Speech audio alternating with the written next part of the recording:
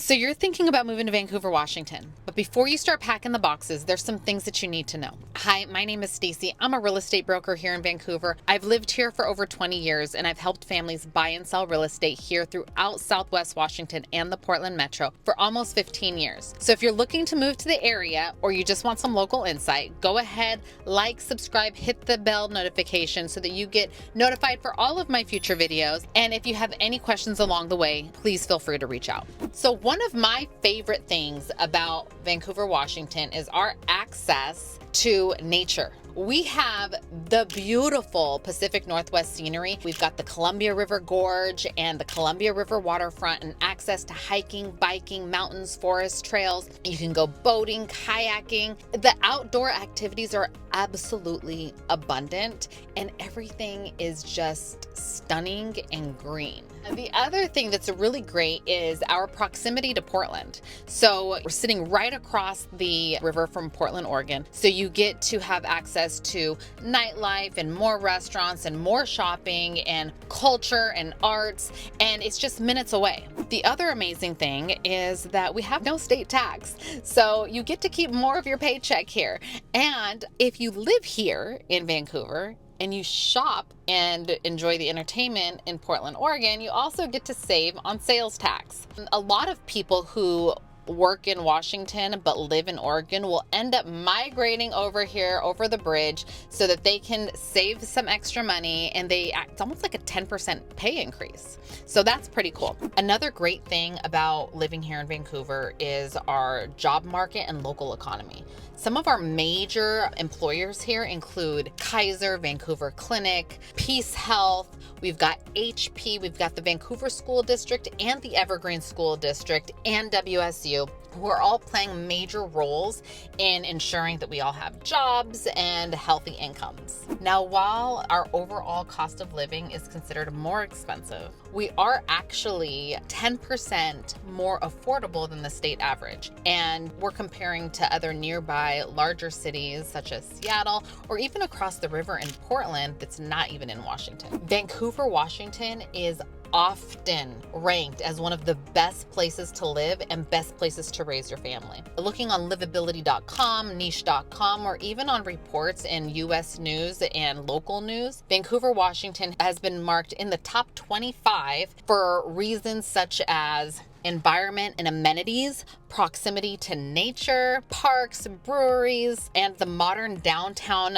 waterfront. Again, for the local economy, our family-friendly neighborhoods, they're considered super safe. We've got safe streets, quiet areas, good schools, and we also have quality of life. We have that small town charm with the urban conveniences, appealing for its walkability and community feel. In general, Vancouver has pretty mild temperatures all year long. Our summers are really comfortable. We have about 6 to 8 weeks of weather that gets into the 90s. However, we're not scorching hot like areas, Nevada or Arizona or Texas. Our falls are beautiful. They feel wonderful. They're great. Our winters can be a little gray. They can be dreary. We get quite a bit of rain, part of what makes the Pacific Northwest so beautiful and green. And our springs are absolutely amazing. Along with our growing economy, we also have growing local amenities. With our beautiful brand new downtown area, it's been totally revitalized. We have that brand new waterfront. We've got beautiful hotels and condos and delicious restaurants and shopping, local breweries. We've got arts, lots of culture. It's enough for a lot of the residents to feel as if they don't need to travel to a larger city to be able to enjoy some of the similar amenities that a larger city might have. Vancouver, Washington has limited public transportation. While we do have public transportation throughout the entire city, it's not quite as expansive as what you might find in some of the larger cities. So we do rely heavily on having a vehicle. Vancouver, Washington has rising house costs and our cost of living is going up. We're considered 6% more expensive than the national average. However, we are also 9% more affordable than the state average. So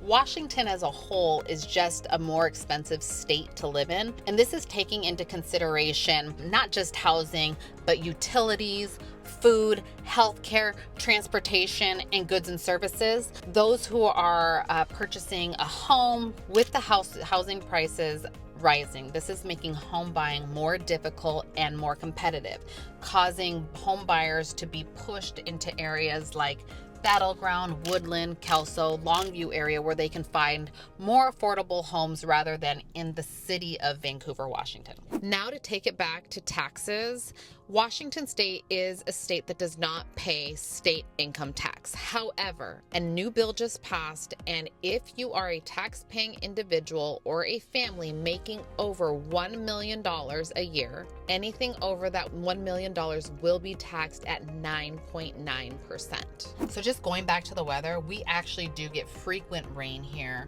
during the winter and late fall, which can make it difficult for families to adjust to if they're coming from areas where there's abundant sunshine. Vancouver is also less diverse than a lot of other larger metro areas, which can be noticeable depending on the community makeup that you're looking for.